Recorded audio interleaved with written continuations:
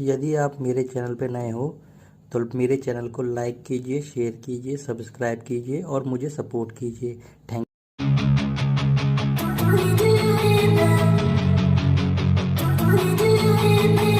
मार डालेंगी बंद पैकेट की चीजें, दो पल का मजा और जिंदगी भर की सजा। दोस्तों, क्या आपको पता है नूडल और चिप्स जैसी इन सारी पैकेट में बंद चीजों में सुअर की चर्बी को मिलाया जाता है? और क्या आपको पता है फैक्ट्री में काजू कैसे बनता है? अगर आप सोचते हैं कि काजू को डायरेक्ट पेड़ों से तोड़कर मार्केट में भेज दिया जाता है तो आप गलत हो, क्योंकि काजू का कच्चा फल जहरीला होता है। और क्या आपको पता है सप्लीमेंट बनाने के लिए जानवरों की हड्डियों का इस्तेमाल किया जाता है? अगर नहीं पता तो टेंशन नहीं लेने का, क्योंकि आज के वीडियो में हम आपको दिखाएंगे डेली लाइफ में इस्तेमाल होने वाली चीजें फैक्ट्री में आखिर कैसे बनती हैं। तो दोस्तों, फैक्ट्री का सफर स्टार्ट करने से पहले वीडियो को एक छोटा सा लाइक करके चैनल को सब्सक्राइब कर लो, क्योंकि ये वीडियो हमने बड़ी मेहनत से बनाई है। तो चलिए शुरू करते हैं अपनी कुर्सी की काजू मेकिंग प्रोसेस। दोस्तों, बच्चे हो या बड़े हो, काजू तो हर किसी को पसंद होता है, लेकिन क्या आपको पता है काजू कैसे बनता है? और अगर आपको ऐसा लगता है कि काजू को पेड़ों से तोड़कर डायरेक्ट मार्केट में भेज दिया जाता है तो आप गलत हो, क्योंकि काजू का कच्चा फल जहरीला होता है, इसलिए इसे प्रोसेस किए बगैर मार्केट में बेचा नहीं जा सकता। दोस्तों, काजू के फलों को कैशू एप्पल कहते हैं, जिसके निचले हिस्से में काजू का बीज होता है और इसी बीज के अंदर काजू होता है और इसके ऊपर वाले हिस्से से शराब बनाई जाती है। तो दोस्तों, इसे प्रोसेस करने के लिए काजू के फलों को पेड़ों से तोड़कर फैक्ट्री में लाया जाता है। फैक्ट्री में सबसे पहले काजू के फलों से काजू के बीजों को अलग किया जाता है और फिर इन बीजों को 3 से 4 दिन तक धूप में सुखाया जाता है। उसके बाद इन सूखे हुए काजू के बीजों को हाई टेम्परेचर स्टीम के जरिए बॉईल किया जाता है। ऐसा करना जरूरी होता है क्योंकि इसके अंदर जहरीला केमिकल होता है जो कि बहुत ही खतरनाक है, स्किन को खराब कर देता है, पूरी तरह से स्किन को जला देता है। और फिर बॉईल करने के बाद काजू के ऊपरी कवर को निकाला जाता है, जिसके लिए मशीनों की मदद ली जाती है, क्योंकि काजू का ऊपरी कवर बहुत हार्ड होता है। उसके ऊपरी कवर को निकालने के बाद काजू के ऊपर एक पतला छिलका मौजूद होता है, जिसे निकालने से पहले इनकी रोस्टिंग की जाती है, क्योंकि कच्चे काजू को पकाना भी जरूरी होते हैं और ऐसा करने से इनमें मौजूद चिपचिपा लिक्विड भी उड़ जाता है। और फिर रोस्टिंग के बाद काजू का पतला छिलका भी निकाल दिया जाता है और फाइनली काजू की सफाई और छटाई करके इन्हें पैक कर दिया जाता है। साबुन मेकिंग प्रोसेस। दोस्तों, साबुन का इस्तेमाल तो हर कोई करता है, लेकिन किसी को ये नहीं पता होता कि आखिर फैक्ट्री में साबुन बनता कैसे है। देखिए दोस्तों, साबुन बनाने के लिए सबसे पहले एक बड़े से टैंक में कास्टिक सोडा के साथ एनिमल फैट को मिलाया जाता है और फिर इसमें पानी मिलाकर 15 से 20 मिनट तक उबाला जाता है। उसके बाद इस लिक्विड को छोटे छोटे छेदों के जरिए काफी प्रेशर के साथ कन्वेयर बेल्ट पर छोड़ा जाता है। इस प्रेशर की वजह से कन्वेयर बेल्ट पर जाते ही ये लिक्विड सख्त होने लगता है। उसके बाद इस मिक्सचर को 2 रोलर के बीच से गुजारा जाता है, जहां से मिक्सचर पतली पतली रिबन के शेप में बाहर निकलता है।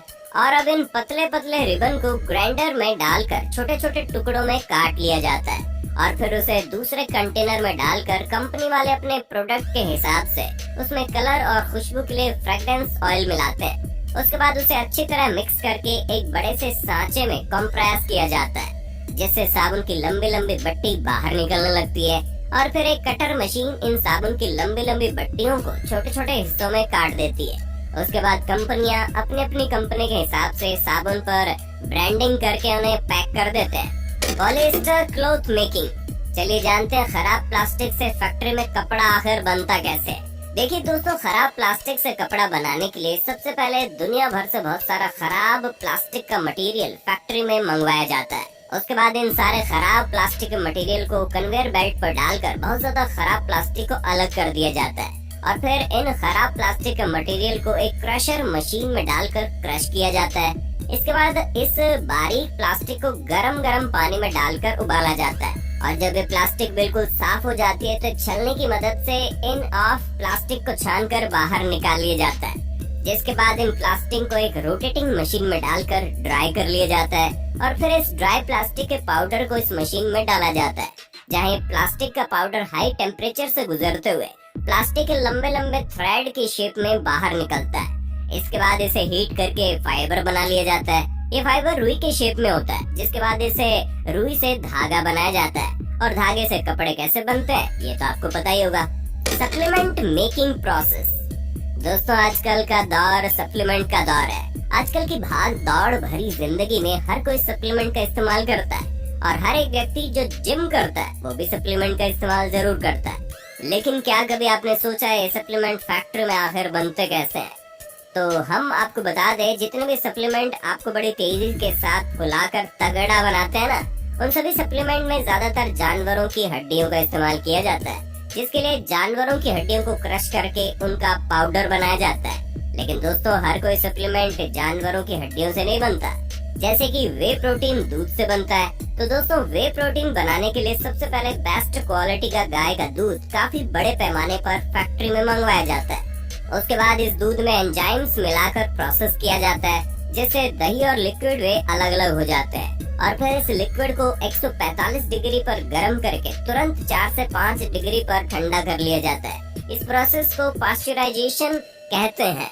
ऐसा करने से इसमें मौजूद सभी बैक्टीरिया नष्ट हो जाते हैं। उसके बाद माइक्रो फिल्ट्रेशन और आयन एक्सचेंज की मदद से वे में मौजूद फैट और लैक्टोज को बाहर निकाल दिया जाता है। इसके बाद जो बचता है वो क्लियर वे प्रोटीन होता है, लेकिन अभी तक ये लिक्विड फॉर्म में है, इसलिए इसे एक ड्रायर में डाल दिया जाता है। ड्रायर में लगी हॉट एंड कोल्ड एयर इसका पानी सुखाकर इसे पाउडर बना देती है, जिसके बाद हमें मिलता है 90% वे आइसोलेट पाउडर। अब बारी आती है इनकी टेस्टिंग की, और टेस्टिंग में पास होने के बाद इनमें फ्लेवर ऐड किया जाता है। इसके बाद इन पाउडर को डिब्बों में भर के ढक्कन लगा दिया जाता है और फिर अलग अलग कंपनियां अपने अपने कंपनी के हिसाब से लेबल और डिटेल्स लगाकर इन डिब्बों को पैकिंग करके मार्केट में भेज देती है। Chips noodles making. दोस्तों नूडल्स, मैगी, लेज, चिप्स जैसी कई सारी चीजों को बनाने के लिए सुअर की चर्बी का इस्तेमाल किया जाता है। अगर आप इन पैकेट में बंद चीजों को देखेंगे तो इस पर आपको MSG लिखा मिलेगा, जिसका मतलब होता है मोनोसोडियम ग्लूटामेट। दोस्तों ये MSG सुअर की चर्बी से बनता है। जब ये बात तेजी से फैलने लगी तो कई सारे देशों ने MSG को बैन कर दिया, लेकिन उसके बाद ये चालाक कंपनियां MSG की जगह E631 नाम का इस्तेमाल करने लगी। आज कई सारी कंपनी E631 के नाम पर हमें सुअर की चर्बी खिला रही है। तो दोस्तों किसी भी चीज को खाने से पहले आपको पैकेट अच्छी तरह से चेक कर लेना चाहिए। और अगर आज के वीडियो में दी गई ये सारी जानकारी आपको अच्छी लगी हो तो वीडियो को लाइक करके चैनल को सब्सक्राइब कर लीजिए और इस वीडियो को अपनी फैमिली में, अपने दोस्तों में ज्यादा से ज्यादा शेयर करें ताकि ये जानकारी हर किसी को मिल जाए। दोस्तों हमारी टीम ने इस वीडियो को काफी मेहनत से बनाया है और अगर आपको लगता है कि इस एक वीडियो से आपकी लाइफ में या आपकी सोच में हल्का सा भी बदलाव आया है तो प्लीज इसे लाइक और शेयर करना ना भूलें। हमें आपके प्यार और सपोर्ट की बहुत जरूरत है।